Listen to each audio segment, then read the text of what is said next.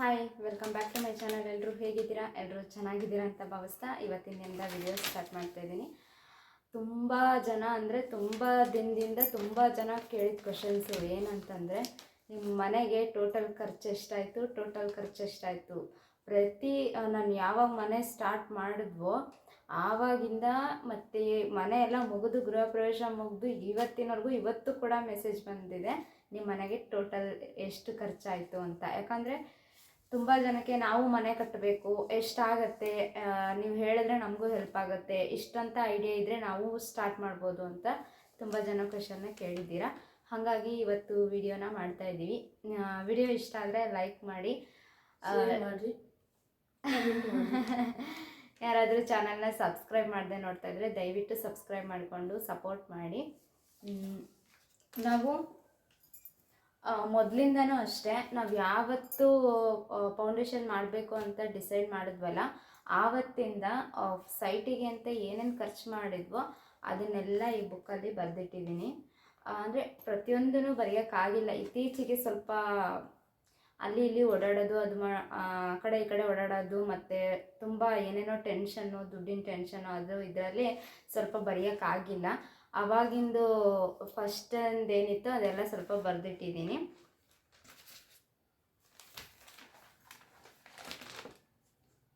ಈ ಥರ ಒಂದೊಂದೇ ಹಾಳೆಯಲ್ಲಿ ಬರೆದು ಇಟ್ಟಿದ್ದೀನಿ. ಈ ಥರ ಬರೆದಿಟ್ಕೊಳೋದ್ರಿಂದ ನಮಗೆ ಒಳ್ಳೆಯದು. ಯಾಕಂದರೆ ಕೈಯಲ್ಲಿ ದುಡ್ಡಿತ್ತು ಅಂತಂದರೆ ಯಾವುದಕ್ಕೆ ಖರ್ಚಾಯಿತು, ಯಾವುದಕ್ಕೆ ಖರ್ಚು ಮಾಡ್ತಾಯಿದ್ದೀವಿ, ಏನು ಮಾಡ್ತಾಯಿದ್ದೀವಿ ಅಂತ ಗೊತ್ತಾಗಲ್ಲ. ಆಮೇಲೆ ಎಲ್ಲ ಮುಗ್ದಾದ್ಮೇಲೂ ಅಷ್ಟೇ, ಯಾವುದಕ್ಕೆ ಇಷ್ಟೊಂದು ದುಡ್ಡು ಖರ್ಚು ಮಾಡಿದ್ವಿ, ಇಷ್ಟೊಂದು ದುಡ್ಡು ಖರ್ಚಾಯ್ತಾ ಅಂತ ಅನ್ನಿಸ್ತಾ ಇರುತ್ತೆ. ಆವಾಗ ಈ ಥರ ಒಂದು ಬುಕ್ಕಲ್ಲಿ ಬರೆದಿಡೋದ್ರಿಂದ ಯಾವುದಕ್ಕೆ ಎಷ್ಟು ಖರ್ಚಾಯಿತು, ಏನಾಯಿತು ದುಡ್ಡು ಅಂತ ನಮಗೂ ಒಂದು ಲೆಕ್ಕ ಸಿಗುತ್ತೆ, ಒಂದು ಐಡಿಯಾ ಬರುತ್ತೆ. ಹಾಗೆ ನಾವು ಕೂಡ ಈ ಎಕ್ಸಸೈಸಲ್ಲಿ ಬರೆದಿಟ್ಟಿದ್ವಿ. ಈಗ ನಾವು ಯಾವಾಗ ತರಿಸಿದ್ವಲ್ಲ, ಜಲ್ಲಿ ಆಗಿರ್ಬೋದು, ಸಿಮೆಂಟ್ ಆಗಿರ್ಬೋದು, ಇಟ್ಟಿಗೆ ಆಗಿರ್ಬೋದು, ಯಾವಾಗ ತರಿಸಿದ್ವೋ ಆವಾಗ ಬರೆದು ಇಟ್ಟಿರೋದದು. ಅದಕ್ಕೆ ಒಂದೊಂದೇ ಹೇಳ್ತಾ ಕೂತ್ಕೊಂಡ್ರೆ ಟೈಮ್ ಆಗುತ್ತೆ. ಇವಾಗ ಅದಕ್ಕೆ ಅಷ್ಟು ಟೋಟಲ್ ಎಷ್ಟಾಯಿತು ಅಂದರೆ ಫೌಂಡೇಶನ್ನಿಂದ ಹಿಡಿದು ಮನೆ RCC ಹಾಕೋವರೆಗೂ ಎಷ್ಟು ಸಿಮೆಂಟ್ ಬೇಕಾಯಿತು, ಎಷ್ಟು ಮರಳು ಬೇಕಾಯಿತು, ಎಷ್ಟು ಸ್ಟ್ಯಾಂಡ್ ಬೇಕಾಯಿತು, ಎಷ್ಟು ಇಟ್ಟಿಗೆ ಬೇಕಾಯಿತು ಅನ್ನೋದನ್ನು ಇಲ್ಲಿ ಬರೆದಿದ್ದೀನಿ. ಹೇಳ್ತೀವಿ ನಿಮಗೆಲ್ಲ ಗೊತ್ತಿರೋದು ಮನೆಯದು, ನೀನೇ ಮಾತಾಡು. ನಮಗೂ ಗೊತ್ತೈತೆ ಅಂತ ನಿಮ್ಗೇನು ಗೊತ್ತಿಲ್ಲ? ನನಗೂ ಗೊತ್ತು, ಅಂದರೆ ನಿನಗೆ ಸ್ವಲ್ಪ ಜಾಸ್ತಿ ಗೊತ್ತು. ಹೇಳಿದ್ದು ಲೆಕ್ಕ ನಾನು ಬರೆದಿಟ್ಟಿನ. ಫಸ್ಟ್ ಇದನ್ನು ಹೇಳ್ಬಿಡ್ಲಾ ಯಾವ್ಯಾವುದಕ್ಕೆ ಎಷ್ಟೆಷ್ಟು ಹಾಕತ್ತೆ ಅಂತ, ಆಮೇಲೆ ನೀನು ಮಾತಾಡಂತೆ. ಫಸ್ಟ್ ನಾವು ಸೈಟ್ ಈಗ ಆಯಾ ಪೂಜೆ ಮಾಡಿಸ್ಬೇಕು ಅಂತ ಅಂದ್ಕೊಂಡ್ವಲ್ಲ, ಅದಕ್ಕೆ ಫಸ್ಟ್ ಏನು ಮಾಡಬೇಕು, ನಾವು ಸೈಟ್ನ ಕ್ಲೀನ್ ಮಾಡಿಸ್ಬೇಕು. ಅಂದರೆ ಎಲ್ಲ ಗಿಡ ಗಂಟೆಗಳೆಲ್ಲ ಬೆಳೆದಿದ್ವಲ್ಲ, ಹಾಗಾಗಿ ಅದನ್ನೆಲ್ಲ ಕ್ಲೀನ್ ಮಾಡಿಸ್ಬೇಕು. ಮತ್ತು ಸಮ ಇರಲ್ಲ ನೆಲ, ಅಲ್ಲಿ ಇಲ್ಲಿ ತೆಗ್ಗು ಉಬ್ಬು ಎಲ್ಲ ಇರುತ್ತಲ್ಲ, ಅದು ಸಮ ಮಾಡಿಸ್ಬೇಕು, ಎಲ್ಲ ಮಾಡಿಸ್ಬೇಕಲ್ಲ. ಹಾಗಾಗಿ ಅದು ಕ್ಲೀನ್ ಮಾಡ್ಸೋಕ್ಕೆ ಅಂತ ಸೈಟ್ ಕ್ಲೀನಿಂಗಿಗೆ ಅಂತ JCB ಕರೆಸಿದ್ವಿ ನಾವು. ಅದಕ್ಕೆ 2800 ರೂಪಾಯಿ ಆಯಿತು. ಆಮೇಲೆ ಆಯಾ ಪೂಜೆ ಮಾಡಿಸಿದ್ವಲ್ಲ, ಅದಕ್ಕೆ ಒಂದು 5000 ರೂಪಾಯಿದಷ್ಟು ಖರ್ಚು ಬಂತು. ಮತ್ತು ಸೈಟ್ ಅಳತೆ ಮಾಡೋಕ್ಕೆ ಅಂತ ನಾವು ಮಂಡಲಿಂದ ಕರೆಸ್ಬೇಕಲ್ಲ, ಅವರಿಗೆ ಸೈಟ್ ಅಳತೆ ಮಾಡೋರಿಗೆ 700 ರೂಪಾಯಿ ಕೊಟ್ಟಿದ್ವಿ. ಇದನ್ನು ಹೇಳ್ಬೇಕು ಬೇಡ ಗೊತ್ತಿಲ್ಲ, ಗೊತ್ತಿದ್ದಿಸ್ಕೊಂಡಿರ್ತಾರೆ. ಅವ್ರಿಗೆ 700 ರೂಪಾಯಿ ಕೊಟ್ಟಿವಿ. ಆಮೇಲೆ ಪಿಲ್ಲರ್ ಗುಂಡಿ ತೆಗಿಯೋರಿಗೆ ಅದು ಪೇಮೆಂಟಿಂದ ಲಾಸ್ಟಿಗೆ ಬರ್ದಿವಲ್ಲ, ಯಾವುದು ಇದು ಪಿಲ್ಲರ್ ಗುಂಡಿ, ಇದು ಅದು ಬರೀ ಗುಂಡಿ ತೆಗೆದುಕೊಡೋಕ್ಕಷ್ಟೇ. ತೆಗೆದುಕೊಡೋಕ್ಕೆ 3500 ಇಸ್ಕೊಂಡಿದ್ದು. ನಾವು 6 ಪಿಲ್ಲರ್ ಗುಂಡಿ ತೆಗೆಸಿದ್ದು. ಅದು 2 ತಗೊಂಡು ಫ್ರೆಂಡ್ ಪುಟಿಕದು. ನಾವು ಅವ್ರ ಹತ್ರ 6 ತೆಗೆಸಿದ್ದು, ಅದಕ್ಕೆ 3500 ದುಡ್ಡು ಕೊಟ್ಟಿದ್ದು. ಇನ್ನೆರಡು ಇವರೇ ತೆಗ್ದಿರೋದು. ಮತ್ತು ಜಲ್ಲಿ 3 ಸಲ ಏರಿಸಿದ್ದೀವಿ ನಾವು. 3 ಸಲ ಏರಿಸಿದ್ದು 4 ಲೋಡ್ ಜಲ್ಲಿಗೆ 20,000 ರೂಪಾಯಿ. ಒಟ್ಟು ನಾನು ಟೋಟಲ್ ಹೇಳ್ತಾ ಇರೋದು ನಮ್ಮ ಮನೆಗೆ ಫಸ್ಟಿಂದನೂ ಲಾಸ್ಟ್ವರೆಗೂ ಎಷ್ಟಾಗೈತೆ ಅಂತ. 20,000 ರೂಪಾಯಿದ್ದು 4 ಲೋಡ್ ಜಲ್ಲಿ ಏರಿಸಿದ್ದೀವಿ.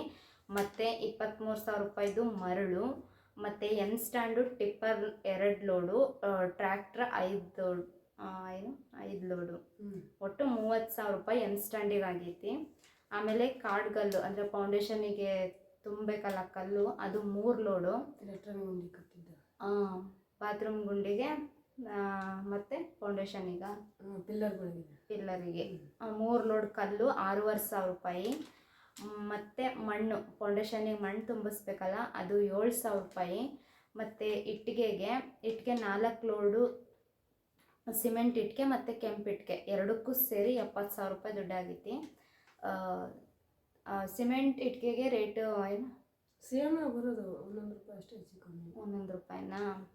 ಅಂದರೆ ಅದು ಸೈಜು ದೊಡ್ಡದು, ಇದು ಸೈಜು ಚಿಕ್ಕದು, ರೇಟ್ ಮಾತ್ರ ಸೇಮೇ ಆಗೋದು. ಮತ್ತು ಕಬ್ಬಣ ಫಸ್ಟಿಂದ ನಾವು ಪಿಲ್ಲರ್ ಗುಂಡಿಯಿಂದನೂ ಕಬ್ಬಣ ಬೇಕಲ್ಲ, ಪಿಲ್ಲರ್ ಗುಂಡಿಗೆ RCCಗೆ ಮತ್ತು ನಿಂಟ್ಲು ಎಲ್ಲನೂ ಸೇರಿ 1 ಲಕ್ಷ ರೂಪಾಯಿ ಕಬ್ಬಣಕ್ಕಾಗೈತಿ. ಸಿಮೆಂಟಿಗೆ 98,000 ಆಗೈತಿ, ಅಂದರೆ 280 ಚೀಲ ಸಿಮೆಂಟ್ ಹೋಗಿರೋದಂತೆ ಫುಲ್ಲು ಮನೆಗೆ. ಅಂದಾಜು ಮೇಲೆ ಲೆಕ್ಕ ಹಾಕಿ ಮಾಡಿರೋದು 1 ಲಕ್ಷ. 1 ಲಕ್ಷ ಕಬ್ಬಣಕ್ಕೆ, ಸಿಮೆಂಟಿಗೆ 98,000. ಮತ್ತು ಸೆಂಟ್ರಿಂಗ್ ಹೊಡೆಯೋರಿಗೆ 2,000 ರೂಪಾಯಿ ಕಮ್ಮಿ, ಇದು 1 ಲಕ್ಷನೇ ಆಯ್ತು. ಸಿಮೆಂಟಿಂದು 1 ಲಕ್ಷನೇ ಆಯ್ತು, 2,000 ಕಮ್ಮಿ. ಮತ್ತು ಸೆಂಟ್ರಿಂಗ್ನವರಿಗೆ 45,000 ರೂಪಾಯಿ. ಮತ್ತು ಪ್ಲಂಬರ್ ಕೆಲಸ ಮತ್ತು ಪ್ಲಂಬರ್ ಕೆಲಸ ಮಾಡೋರಿಗೆ 20,000. ಸಾಮಾನು ಅದ್ರದ್ದು ಐಟಮ್ಸ್ ಬೇಕಲ್ಲ, ಅದನ್ನು ನಾವೇ ತರಬೇಕಲ್ಲ, 25,000. ಒಟ್ಟು 45,000 ಪ್ಲಂಬರ್ಗೆ ಆಗುತ್ತೆ. ಮತ್ತು ವೈರಿಂಗ್ ಮಾಡೋರಿಗೆ 10,000. ಅದರ ಐಟಮ್ಸ್ ತರೋಕ್ಕೆ ಎಷ್ಟು 28,000. ಐಟಮ್ಸ್ಗೆ 28,000. ಮತ್ತು ಕರೆಂಟಿಂದ ಅದರಲ್ಲೇ ಬರುತ್ತಲ್ಲ ಮೀಟ್ರ್ ನಾವೇ ಹಾಕಿಸ್ಕೊಬೇಕು. ಕರೆಂಟ್ ಆಫೀಸಲ್ಲಿ ಮೀಟ್ರ್ ಕೊಡ್ತಾರಲ್ಲ, ಅಲ್ಲಿ 4,500 ಕೊಟ್ಟು ಅದನ್ನು ನಾವೇ ಹಾಕ್ಸ್ಕೊಬೇಕು. ಮತ್ತು ಸ್ಲೇಡಿಂಗ್ ಅಂದರೆ ಕಿಟಕಿ ಸ್ಲೇಡಿಂಗ್ ನಮ್ಮದು 3 ಕಿಟಕಿ ಬರುತ್ತೆ. ಮತ್ತು ಫ್ರಂಟಲ್ಲಿ ಒಂದು ಹಾಕ್ಸಿದ್ದೀವಲ್ಲ, ಹೋಮ್ ಟೂರ್ ಮಾಡಬೇಕಾದ್ರೆ ತೋರಿಸ್ತೀನಿ ಸರಿಯಾಗಿ. ಅದಕ್ಕೆ ಸೇರಿ ಸ್ಲೇಡಿಂಗಿಗೆ ಹಾಕೋದು ಮತ್ತು ಸ್ಲೇಡಿಂಗು 2 ಸೇರಿ 20,000 ಆಗೈತೆ. ಮತ್ತು ಕಿಟಕಿಗೆ 10,000, ಕಬ್ಬಣದ ಕಿಟಕಿನೇ ಎಲ್ಲ ಹಾಕ್ಸಿರೋದು. 3 ಕಿಟಕಿ ಬರ್ತವೆ, 10,000. ಮತ್ತು ಫ್ರಂಟ್ ಬಾಗ್ಲದ್ದು ಏನೈತೆ, ಮರ ತಂದಿರೋದು, ಮರ ಕಟ್ ಮಾಡಿಸಿರೋದು, ಬಾಗಿಲು ಮಾಡಿಸಿರೋದು ಮತ್ತು ಅದಕ್ಕೆ ಪಾಲಿಷ್ ಮಾಡಿಸಿರೋದೆಲ್ಲ ಸೇರಿ ಒಂದು 65,000 ಲೆಕ್ಕಕ್ಕೆ ಬಾಗಿಲಿಗೆ ಆಗಿದೆ. ಮತ್ತು ಡೋರು ಅಂತಂದರೆ ಇದು ರೆಡಿಮೇಡ್ ಡೋರು. ಒಂದು ಬಾತ್ರೂಮ್ಗೆ 1 ಬಾತ್ರೂಮು, 1 ಟಾಯ್ಲೆಟು ಮತ್ತು ಬೆಡ್ರೂಮ್, 3 ಬಾಗಿಲಿಗೆ. ಪೂಜೆ ರೂಮು ಅಷ್ಟಕ್ಕೂ ಸೇರಿ 22,000 ಆಗೈತಿ. 2 ಬಾತ್ರೂಮು ಮತ್ತು 1 ಬೆಡ್ರೂಮು, 1 ದೇವ್ರ ರೂಮಿಗೆ ಸೇರಿ 22,000. ಮತ್ತು ಟೈಲ್ಸ್ ಅವರಿಗೆ ಅವರು ಹಾಕೋದು ಮತ್ತು ಟೈಲ್ಸು 2 ಸೇರಿ 1,20,000. ಮತ್ತು ಗೇಟು, ಬಟ್ಟೆ ಸ್ಟ್ಯಾಂಡು 2 ಸೇರಿ 7,000. ಪೇಂಟಿಗೆ 20,000 ಆಗಿದೆ. ಪೇಂಟ್ ತಂದಿರೋದು ಮತ್ತು ಪೇಂಟ್ ಹೊಡೆಯೋಕೆ ಕೊಟ್ಟಿರೋದು 20,000. ಅಂದರೆ ಅವರು ಪೇಂಟ್ ನಾವು ಏನೋ ಫುಲ್ ಕ್ವಾಲಿಟಿ ಇರೋದು ಹಾಕ್ಸಿಲ್ಲ, ಟ್ಯೂಬ್ ತೊಗೊಂಬಂದು ಅದರಲ್ಲಿ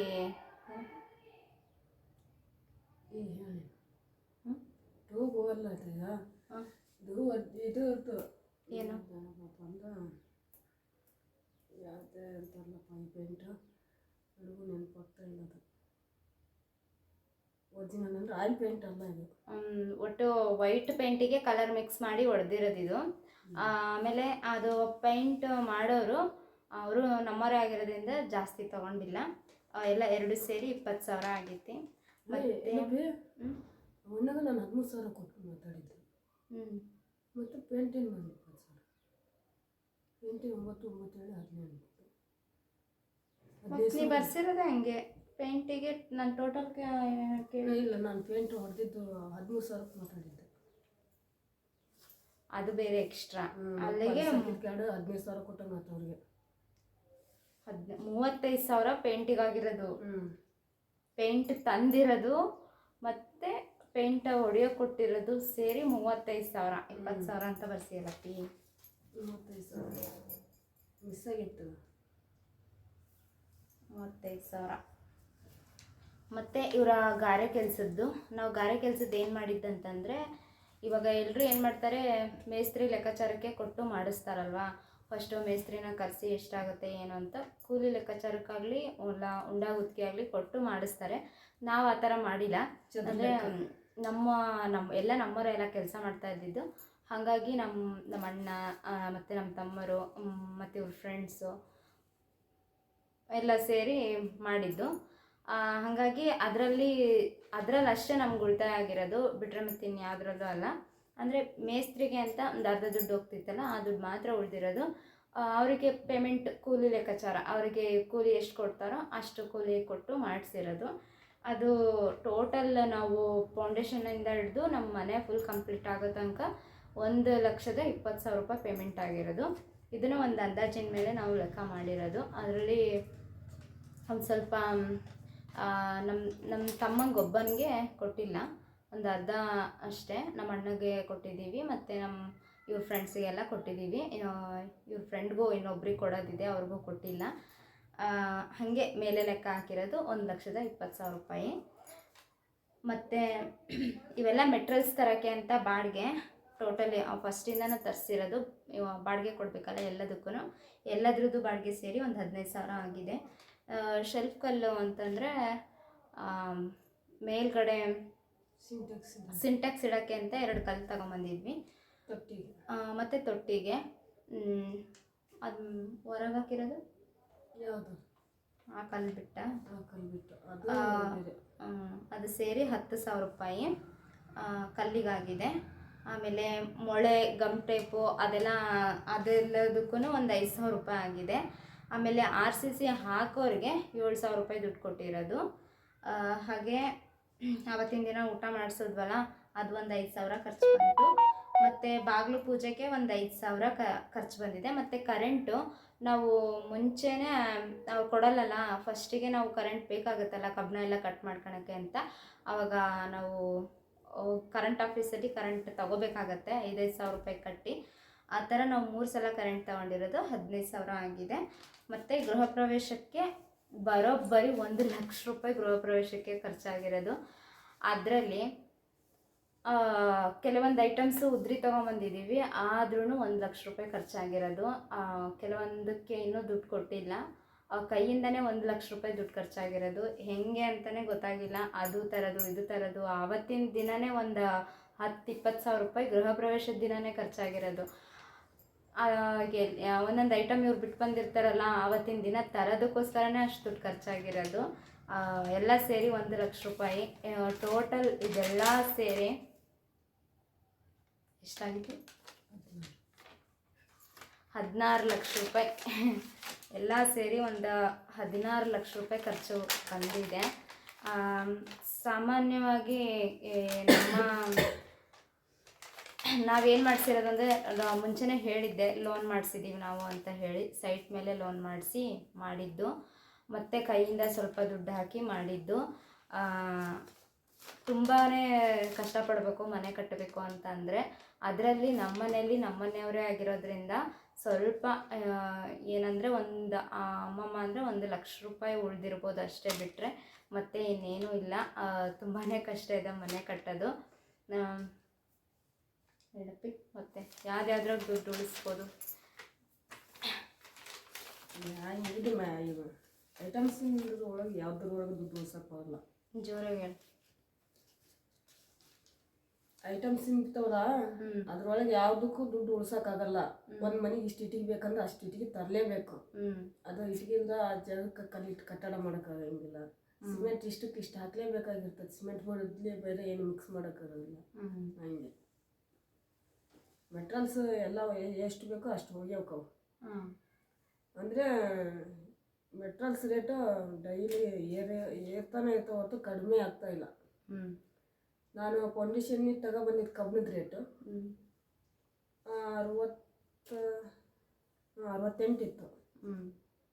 68 ಇತ್ತು. ಅಲ್ಲಿಂದ 65ಕ್ಕೆ ಬಂತು, ಅಥವಾ 68ರಿಂದ 70ಕ್ಕೆ 7 ಅಡಿ ನಿಂಟ್ಲಿಗೆ 70ರಿಂದ RCC ಹೋದಾಗ 70ರಿಂದ 73 ಸಾವಿರ ಆಯ್ತು. ನಮ್ಮ ಮನೆಗೆ ಇಷ್ಟು ಡಿಫ್ರೆನ್ಸ್ ಆಗಿರೋದು. ಬರೀ ನನ್ನ ಮನೆಯದಷ್ಟೇ. ಫೌಂಡೇಶನ್ನಿಗೆ ತಂದಿದ್ದ ಕಬ್ಬಿಣದ ರೇಟು ನಾವು 7 ಅಡಿ ಹಾಕ್ಬೇಕಾರೆ ಇಲ್ಲ, ಮತ್ತೆ 7 ಅಡಿಗೆ ಹಾಕ್ಬೇಕಾಗಿದ್ದ ರೇಟು RCC ಹಾಕ್ಬೇಕಾರೆ ಇಲ್ಲ. ಕಬ್ಬಿಣದ ರೇಟು 2ರಿಂದ 3 ರೂಪಾಯಿ ಜಂಪ್ ಆಗ್ತಾ ಬಂದಿದೆ. ಅಲ್ಲಿಗೆ ನಾವು ಒಂದೊಂದು ತಿಂಗಳು 2 ತಿಂಗಳು ಗ್ಯಾಪ್ ಆಗಿರ್ಬೋದು ಅಷ್ಟೇ, ಬಿಟ್ಟರೆ ಮತ್ತೆ ಇನ್ನೇನು ಇಲ್ಲ. ಅಷ್ಟರೊಳಗೇನೆ ಅಷ್ಟೊಂದು ಡಿಫ್ರೆನ್ಸ್ ಆಗಿರೋದು. ಟಾಟಾ ಆದರೆ ಜಾಸ್ತಿ. ನಾನು ಹಾಕಿದ್ದು SK ಕಬ್ಬಿಣ. ಅದೇ ಅದರಲ್ಲೂ ಕ್ವಾಲಿಟಿ ಇರುತ್ತೆ. ನಮ್ಮ ಚಾಯ್ಸು, ನಾವು ಹೇಗೆ ಯೂಸ್ ಮಾಡ್ಕೊಳ್ತೀವಿ ಹಾಗೆ. ನಮ್ಮ ಕ್ವಾಲಿಟಿದೇ ಬೇಕು ಅಂತಂದರೆ ನಾವು ಕ್ವಾಲಿಟಿದೇ ಹಾಕ್ಸ್ಕೊಬೇಕು. ಆಮೇಲೆ ಇದೇ ಮನೆಗೆ ನಾನಿವಾಗ 16 ಲಕ್ಷ ಅಂತ ಹೇಳಿದ್ನಲ್ಲ, ಇದೇ ಮನೆಯೇ ನಾವು ಸ್ವಲ್ಪ ಡಿಫ್ರೆಂಟಾಗಿ ಅಂದರೆ ನಾವು ಪೇಂಟಿಗೆ 30,000 ಅಷ್ಟೇ ನಮ್ಗೆ ಖರ್ಚಾಗಿರೋದು. ಆದರೆ ನೀವು ಒಳ್ಳೆ ಪೇಂಟ್ ಮಾಡಿಸ್ತೀನಿ ಅಂತಂದರೆ ಪೇಂಟಿಗೆ 1 ಲಕ್ಷ ರೂಪಾಯಿ ಬೇಕಾಗ್ತಾಯಿತ್ತು. ಕರೆಕ್ಟಾಗಿ ಈ ಮನೆಗೆ 1 ಲಕ್ಷ ರೂಪಾಯಿದೇ ಪೇಂಟ್ ಬೇಕಾಗ್ತಾಯಿತ್ತು. ಮಾಮೂಲಿ ನಮ್ಮ ಪಕ್ಕದ ಬಿಲ್ಡಿಂಗ್ ಆಗಿದೆ ಅಲ್ಲ, ಅವರು ಓಡಿಸಿದ್ದಾರೆ. ಅದು 9,000 ರೂಪಾಯಿಗೆ ಒಂದೊಂದು ಬಕೆಟ್ ಅಂತೆ. ಅವರು ತಂದಿದ್ದು ಕೇಳೇನೆ ನಾವು ಪೇಂಟಿನ ಸುದ್ದಿನೇ ಬೇಡ ಅಂತೇಳಿ ಈ ಥರದ ಪೇಂಟ್ ಮಾಡಿಸಿದ್ದು. ನೋಡೋಣ ನೆಕ್ಸ್ಟ್ ಯಾವಾಗಾದರೂ ಮನೆ ಒಳಗೆ ಬಂದರೆ ಸಾಕು, ಬಂದಮೇಲೆ ಮುಂದೆ ಯಾವಾಗಾದರೂ ಮಾಡಿಸ್ಕೊಳ್ಳೋಣ ಅಂತ ಹೇಳಿ ಕಮ್ಮಿ ರೇಟಿಂದ ಮಾಡಿಸ್ಕೊಂಡಿದ್ದು. ಮತ್ತು ಬಾಗಿಲು ಅಷ್ಟೇ, ನಾವು ಫ್ರಂಟ್ ಡೋರ್ದೇ ಬಿಟ್ಟಿದ್ದಲ್ಲ, ನಾನು ಫ್ರಂಟ್ ಡೋರ್ದು ಹೇಳೇ ಇಲ್ಲ. ಫ್ರಂಟ್ ಡೋರು ನಾವು ಮರದಲ್ಲಿ ಮಾಡಿಸಿಲ್ಲ, ಅದನ್ನು ಕೂಡ ರೆಡಿಮೇಡ್ಡೇ ತೊಗೊಂಬಂದಿದ್ದು. ಅದು ಮರದಲ್ಲಿ ಮಾಡಿಸಿದ್ವಿ ಅಂದರೆ 50,000 ರೂಪಾಯಿ ಬೇಕಾಗಿತ್ತು, ಕರೆಕ್ಟಾಗಿ 50,000 ರೂಪಾಯಿ. ಮತ್ತು ಇದು ಬಾಗಿಲು ಚೌಕಟ್ಟಿಗೆ 60-50 ಅಂದರೆ ಅಲ್ಲಿಗೆ 1,10,000 ರೂಪಾಯಿ ಬರೀ ಬಾಗಿಲಿಗೇನೆ ಆಗ್ತಾಯಿತ್ತು. ಅದು ಚೌಕಟ್ಟು ಮತ್ತು ಬಾಗಿಲಿಗೇನೆ ಆಗ್ತಾಯಿತ್ತು. ಅದರಲ್ಲೂ ನಮ್ಗೆ ಉಳಿತಾಯ ಆಗಿದೆ.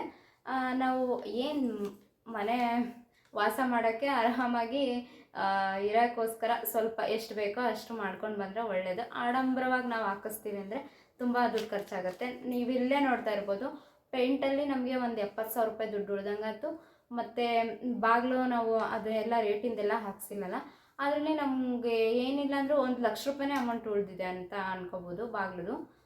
ಯಾಕಂದರೆ ಫ್ರಂಟ್ ಡೋರಿಗೆ ಒಂದು 50,000 ರೂಪಾಯಿದಾದರೂ ಬೇಕಾಗಿತ್ತು. ನಾವು ಮಾಡಿಸಿರೋ ಚೌಕಟ್ಟಿಗೆ ನಾವು ಮಾಮೂಲಿ ತೊಗೊಂಬಂದಿದ್ದೀವಿ. ಅದಕ್ಕೆ ಎಷ್ಟು 4,000 ರೂಪಾಯಿನ ಫ್ರಂಟಿಂದ ಫ್ರಂಟ್ ಡೋರ್ 5,000. ಫ್ರಂಟ್ ಡೋರಿಗೆ 5,000 ರೂಪಾಯಿ. ಒಂದು 1 2 3 5 ಬಾಗಿಲು ಸೇರಿ 22,000 ರೂಪಾಯಿ ಬಾಗಿಲಿಗೆ ಆಗಿರೋದು. ಅಲ್ಲಿಗೆ ಬರೋಬ್ಬರಿ ಒಂದು 50 ಅಷ್ಟು 1 ಲಕ್ಷ ರೂಪಾಯಿನೇ ದುಡ್ಡು ಉಳ್ದಂಗೆ ಆಯಿತು ನಮಗೆ. ಏನಾದರೂ ನಾವು ದೇವ್ರ ರೂಮಿಂದು ಮರದಲ್ಲೇ ಮಾಡಿಸ್ತೀನಿ ಮತ್ತು ಫ್ರಂಟ್ ಡೋರು ಮರದಲ್ಲೇ ಮಾಡಿಸ್ತೀನಿ ಅಂದರೆ ತುಂಬ ಖರ್ಚಾಗ್ತಾಯಿತ್ತು. ಅದರಲ್ಲೂ ದುಡ್ಡು ಉಳಿದಿದೆ, ಮತ್ತು ಪೇಂಟಲ್ಲೂ ದುಡ್ಡು ಉಳಿದಿದೆ, ಮತ್ತು ಗಾರೆ ಕೆಲಸದಲ್ಲೂ ನಮ್ಗೆ ದುಡ್ಡು ಉಳಿದಿದೆ. ಆರಾಮಾಗಿದೆ, ನಮಗೇನು ತೊಂದರೆ ಇಲ್ಲ, ಬೇಕಾದಂಗೆ ಇದೆ ಮನೆ, ಆರಾಮಾಗಿರ್ಬೋದು, ಏನೂ ತೊಂದರೆ ಇಲ್ಲ. ಶೋಕೇಶ್ ಹೇಳು ನೀನು, ನೀನೇ ಕೊಟ್ಕೊಂಡು. ಶೋಕೇಶ್ ಅಷ್ಟೇ. ನಮಗೆ ಟೈಲ್ಸಲ್ಲಿ ಮಾಡೋಕ್ಕೆ ಕಲ್ಲು ಮತ್ತು ಅದನ್ನು ಮಾಡೋಕ್ಕೆ ಸೇರಿ 20,000 ರೂಪಾಯಿ ಕೇಳಿದ್ರು. 30,000 ರೂಪಾಯಿ ಕೇಳಿದ್ರು. ಟೈಲ್ಸ್ ಕಲ್ಲು ಮತ್ತು ಅದನ್ನು ಮಾಡೋಕ್ಕೆ ಸೇರಿ. ಕಲ್ಲು ಇತ್ತಲ್ಲ ಅದರೊಳಗೆ ಮಾಡ್ಕೊಡೋಕ್ಕೆ 30,000 ರೂಪಾಯಿ ದುಡ್ಡು ಕೇಳಿದ್ರಂತೆ. ನಮಗೆ ನಾವು ಇವ್ರ ಕೆಲಸದಲ್ಲೇ ಮಾಡಿರೋದ್ರಿಂದ 5,000 ರೂಪಾಯಿದಲ್ಲಿ ಅದು ಮುಗ್ದಿದೆ. ಅಂದರೆ 2 ದಿನದ ಕೂಲಿ ಮತ್ತು ಅದಕ್ಕೆ ಕಬ್ಬಿಣ, ಸಿಮೆಂಟ್, ಒಂದು ಅರ್ಧ ಚೀಲ ಸಿಮೆಂಟ್ ಹೋಗಿದೆ. ಒಂದಿಷ್ಟು ಎಷ್ಟು ಕಬ್ಬಿಣ 3 ಲೆಂತ್ ಕಬ್ಬಿಣ ಅಷ್ಟು ಹೋಗಿದೆ. ಅದಕ್ಕೆ ಒಂದು 5,000 ರೂಪಾಯಿ ಖರ್ಚು ಬಂದಿದೆ. ಅಲ್ಲಿಗೆ ಒಂದು 25,000 ರೂಪಾಯಿ ದುಡ್ಡು ಉಳಿತು. ಇಲ್ಲೇ ನೋಡ್ತಾ ಇರ್ಬೋದು, ಪೇಂಟಲ್ಲಿ ಎಷ್ಟು 1,70,000. ಇದರಲ್ಲೊಂದು 70, ಒಂದು ಅದರಲ್ಲೊಂದು 20, ಎಷ್ಟು 2 ಒಂದು 90. ಅಲ್ಲಿಗೆ 2 ಲಕ್ಷನೇ, 2 ಲಕ್ಷ ರೂಪಾಯಿ ಅಮೌಂಟ್ ಸೇವ್ ಆಯಿತು. ಅದನ್ನು ಹಾಕ್ಸಿದ್ರು ನಾವು ಬಾಗಿಲೇ ಮುಚ್ತಾ ಇದ್ದಿದ್ದು, ಇದನ್ನು ಹಾಕ್ಸಿದ್ರು ಬಾಗಿಲೇ ಮುಚ್ಚೋದು, ಏನೂ ಇಲ್ಲ ಡಿಫ್ರೆಂಟು. ಏನಂದರೆ ಅದೊಂದು ಸ್ವಲ್ಪ ತುಂಬ ಸ್ಟ್ಯಾಂಡರ್ಡಾಗಿ ಚೆನ್ನಾಗಿ ಕಾಣ್ತಾ ಇತ್ತು ಅಷ್ಟೇ. ಈ ಪೇಂಟು ಅಷ್ಟೇ. ಇವಾಗ ಕಲರ್ ನಾವು ಇದನ್ನು ಬೇಡ ಅಂದರೆ ಚೇಂಜ್ ಕೂಡ ಮಾಡ್ಕೊಬೋದು, ಇವಾಗೇ ಮಾಡಿಸ್ಬೇಕಂತ ಏನಿಲ್ಲ. ಸದ್ಯ ನಾವು ಬೇಗ ಬರಬೇಕು ಅನ್ನೋದಕ್ಕೋಸ್ಕರ ಇದು ಮಾಡಿಸಿರೋದು. ಇದು ಕೂಡ ಚೆನ್ನಾಗೇ ಇದೆ, ಇದರಲ್ಲೂ ಏನು ಪ್ರಾಬ್ಲಮ್ ಇಲ್ಲ. ಮತ್ತು ಶೋಕೇಶ್ ಅಷ್ಟೇ, ನೋಡ್ತಿರ್ಬೋದು ನೀವು ಎಷ್ಟು ಚೆನ್ನಾಗಾಗಿದೆ. ನೋಡೋಕ್ಕೂ ಲುಕ್ ಆಗಿದೆ, ಮತ್ತು ಅದು ಬಾಳಿಕೆನೂ ಬರುತ್ತೆ, ಬಾಳಿಕೆ ಬರಲ್ಲ ಅನ್ನಂಗೆ ಏನಿಲ್ಲ. ಅದರಲ್ಲಿ ಒಂದು 25,000 ದುಡ್ಡು ಉಳಿತು ಅನ್ನಿ. ಟೈಲ್ಸಲ್ಲಿ ಮಾಡಿಸಿದ್ದು ಅಂದರೆ ಟೈಲ್ಸಲ್ಲಿ ಮಾಡಿಸಿದ್ರೆ ಸ್ವಲ್ಪ ಸ್ಟ್ಯಾಂಡರ್ಡ್ ಅಂತ. ಅಲ್ಲಿ ಆದ್ರೂ ಟಿ ವಿನೇ ಇಡೋದು, ಇಲ್ಲಿ ಆದ್ರೂ ಟಿ ವಿನೇ ಇಡೋದು, ಅದರಲ್ಲಿ ಏನೂ ಡಿಫ್ರೆಂಟ್ ಇಲ್ಲ. ನಮಗೆ ಹೇಗೆ ಅನಿಸುತ್ತೋ ಹಾಗೆ ನಾವು ಚೆನ್ನಾಗಿದ್ರೆ ಚೆನ್ನಾಗಿ ಮಾಡ್ಕೊಬೋದು, ಇಲ್ಲಪ್ಪ ನಮ್ಮ ಹತ್ರ ಮಾಡ್ಕೊಳಕ್ಕಾಗಲ್ಲ ಅಂತಂದರೆ ಮಾಡ್ಕೊಬೋದು. ಈಗ ನಾನು ನಾವು ಕಮ್ಮಿಲೇ ಮಾಡ್ಕೊಳ್ತಾ ಹೋದ್ರೂ ಇಷ್ಟ ಆಗಿದೆ. ಅಕಸ್ಮಾತಾಗಿ ನಾವು ಜಾಸ್ತಿ ಅದೇ ಥರ ಬೇಕು ಇದೇ ಥರ ಬೇಕು ಅಂದಿದ್ರೆ ಈ ವರ್ಷ ಅಂತೂ ಮನೆಗೆ ಬರೋಕ್ಕಾಗ್ತಾ ಇರಲಿಲ್ಲ. ನಾವು ಇನ್ನೂ 1-2 ವರ್ಷ ಕಾಯಬೇಕಾಗ್ತಾ ಇರ್ತಿತ್ತು. ಅಂದರೆ ಬಾಗಿಲು ಅದೇ ಥರ, ಪೇಂಟ್ ಇದೇ ಥರ, ಮತ್ತು ಶೋಕೇಶ್ ಅದೇ ಥರ ಬೇಕು ಇದೇ ಥರ ಬೇಕು ಅಂತ ಅನ್ಕೊಳ್ತಾ ಕೂತ್ಕೊಂಡಿದ್ರೆ ನಾನು ಇನ್ನೂ ಅದೇ ಬಾಡಿಗೆ ಮನೆಯಲ್ಲೇ ಸಾಯ್ಬೇಕಾಗ್ತಾ ಇತ್ತು, ಈ ಮನೆಗೆ ಬರೋಕ್ಕಾಗ್ತಾ ಇರಲಿಲ್ಲ. ಹಾಗಾಗಿ ಇದ್ದಿದ್ರಲ್ಲೇ ಮಾಡಿಕೊಂಡು ಬಂದಿದ್ದು. ಮತ್ತು ಎಲ್ಲ ಮೆಟಲ್ಸ್ ಓದೋದ್ರೊಳಗೆ ಅಂದರೆ ಲಾಸ್ಟ್ ಮನೆ ಕಟ್ಟಿ RCC ಹಾಕೋಬಿಟ್ಟ ಮೆಟಲ್ಸ್ ಏನು ತರಿಸ್ತೇವೆ, ಅದರಲ್ಲಿ ಯಾವುದು ಚೌಕಾಸಿ ಮಾಡೋಕ್ಕಾಗಲ್ಲ. ಯಾವುದು ಚೌಕಾಸಿ ಮಾಡೋಕ್ಕಾಗಲ್ಲ. ಅದಕ್ಕೆ ಎಷ್ಟು ಕರೆಕ್ಟಾಗಿ ಇಷ್ಟು ಬೇಕಂದ್ರೆ ಇಷ್ಟೇ ಬೇಕು, ಅದು ಫಿಕ್ಸ್ ರೇಟ್. ಮತ್ತು ನಾವು ಇನ್ನೂ ಕಮ್ಮಿ ಮಾಡ್ಕೊಬೇಕು, ನಮ್ಗೆ ಇನ್ನೂ ಬೇಕು ಅಂತಂದರೆ ಇವ್ರು ಏನು ಮಾಡಿದ್ರು ಅಂದರೆ, ಇವ್ರ ಫ್ರೆಂಡು ಒಬ್ಬರಿದ್ದಾರೆ, ಅವರು ಏನು ಮಾಡಿದ್ರು ಅಂದರೆ ಇವಾಗ ಕರೆಂಟ್ ಅವ್ರ ಹತ್ರ ಒಂದು ಸ್ವಲ್ಪ ಸಾಮಾನನ್ನ ಬರೆಸ್ಕೊಂಡ್ರು ತೊಗೊಂಬರೋಕ್ಕೆ ಅಂತ. ಬರ್ಸ್ಕೊಂಡು ಏನು ಮಾಡಿದ್ರು, ಅವ್ರು ಕರೆಂಟ್ನವರು ಒಂದು ಅಂಗಡಿ ಹೇಳ್ತಾರೆ, ಅಂದರೆ ಅವರಿಗೆ ಅಲ್ಲಿ ಲಿಂಕ್ ಇರುತ್ತೆ, ಅದರಲ್ಲಿ ಅವ್ರಿಗೆ ಅರ್ಧ ಕಮಿಷನ್ ಇರುತ್ತೆ, ಇವ್ರಿಗೆ ಅರ್ಧ ಕಮಿಷನ್ ಇರುತ್ತೆ. ಅದಕ್ಕೋಸ್ಕರ ನೀವು ಅದೇ ಅಂಗಡಿಗೆ ಹೋಗಿ ಅಂತ ಅವ್ರು ಹೇಳ್ತಾರೆ. ಅವ್ರು ಹೇಳಿದ್ರು ಅಂತ ನಾವು ಅದೇ ಅಂಗಡಿಗೆ ಹೋಗಬಾರ್ದು, 1-2-3 ಕಡೆ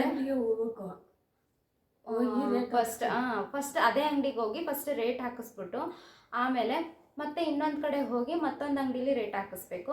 ಆ ಅಂಗಡಿಗೂ ಈ ಅಂಗಡಿಗೂ ಎಷ್ಟು ಡಿಫ್ರೆನ್ಸ್ ಬರುತ್ತೆ ಅಂತ ನೋಡಬೇಕು. ಇವ್ರ ಫ್ರೆಂಡು ಮತ್ತು ಇವರು ಸೇರಿ ಅದನ್ನೇ ಮಾಡಿದ್ದು. ಆ ಥರ ಹೋಗಿ ಬಿಲ್ ಹಾಕಿಸಿ 1-2-3 ಅಂಗಡಿ ಬಿಲ್ ಹಾಕಿಸಿ ಯಾವ ಅಂಗಡೀಲಿ ಕಮ್ಮಿ ಆಯಿತೋ ಆ ಅಂಗಡೀಲಿ ಹೋಗಿ ತೊಗೊಂಬಂದಿದ್ದು.